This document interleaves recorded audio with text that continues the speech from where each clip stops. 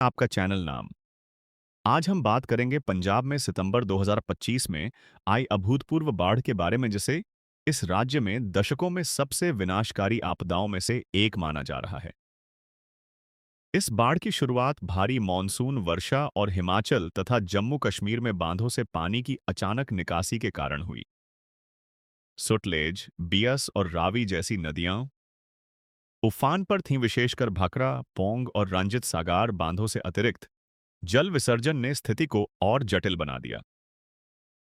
प्रमुख प्रभाव और आंकड़े।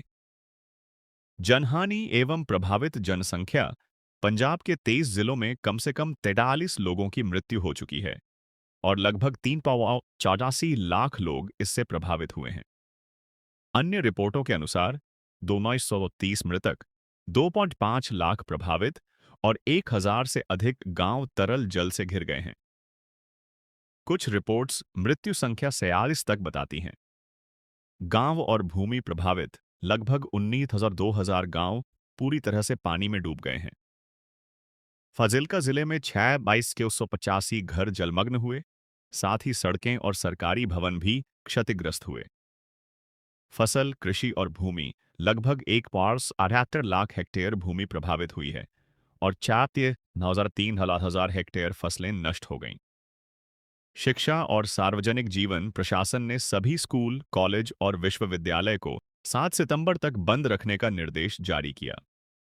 खरीद और बासमती चावल संकट। बाढ़ के कारण बासमती चावल की पैदावार प्रभावित हुई है, जिससे कीमतें बढ़ी हैं और संभावित अंतर्राष्ट्रीय आपूर्ति संकट पैदा हुआ है। राहत कार्य और विपदा प्रबंधन। सेना और एनडीआरएफ का योगदान। भारतीय सेना ने व्यापक मानवता सहायता और आपदा राहत और IHADR अभियान संचालित किया। टू मिशनों, इनामन सेना कॉलम और 17 इंजीनियरिंग टास्क फोर्स को जुटाया गया। कुल 6,000 से अधिक लोगों का बचाव किया गया। साथ ही 13,000 से अधिक लोगों को चिकित्सा सहायता, 48 टन भोजन सामग्री, दवाएं और पेयजल प्रदान किया गया। स्वास्थ्य विभाग को भारी क्षति। स्वास्थ्य उपकरणों और भवनों की क्षति 780 करोड़ से अधिक बताई गई है। प्रभावित संरचनाओं में 80 बार तोरह सुबह 80 डिस्पेंसरी, 108 सामुदायिक स्वास्थ्य केंद्र और 21 उप विभागीय अस्पताल शामिल हैं। स्वास्थ्य मंत्री ने 20,000 करोड़ की केंद्र सहायता और 60,000 करोड़ के पहले से पेंडिंग फंड की तत्काल रिहाई की मांग की है। राज्य एवं अन्य सहयोग। उत्तर प्रदेश सरकार ने राहत सामग्री, खाद्य पदार्थ, प्राथमिक चिकित्सा किट, पेयजल, वस्त्र भेजी। पश्चिम यूपी के मुख्यमंत्री द्वारा सामग्री रवाना की गई, जो रोकड़, भोजन, चिकित्सा किट शामिल थे। मानवता की अनूठी मिसालें। दो भाई, 70 से अधिक नावें।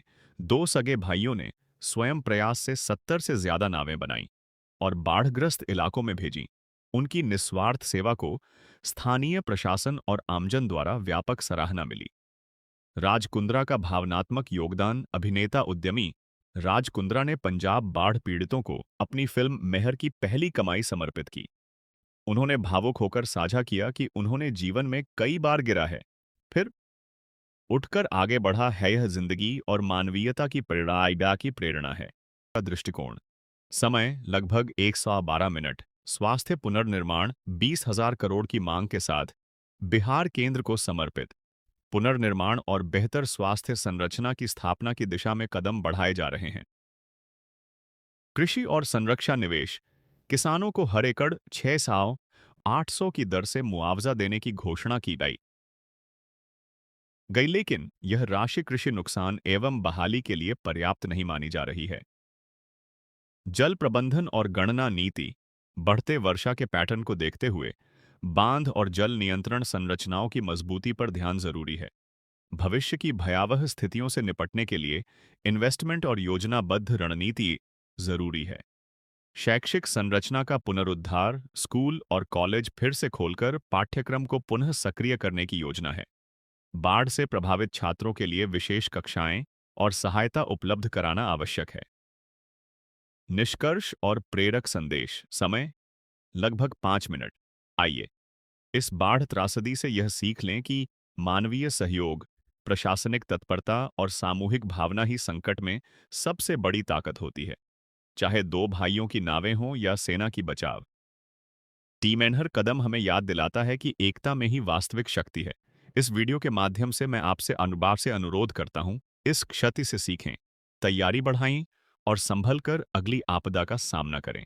आपका समय देने के लिए धन्यवाद। अगर आपको यह वीडियो उपयोगी लगे तो लाइक, शेयर और सब्सक्राइब जरूर करें।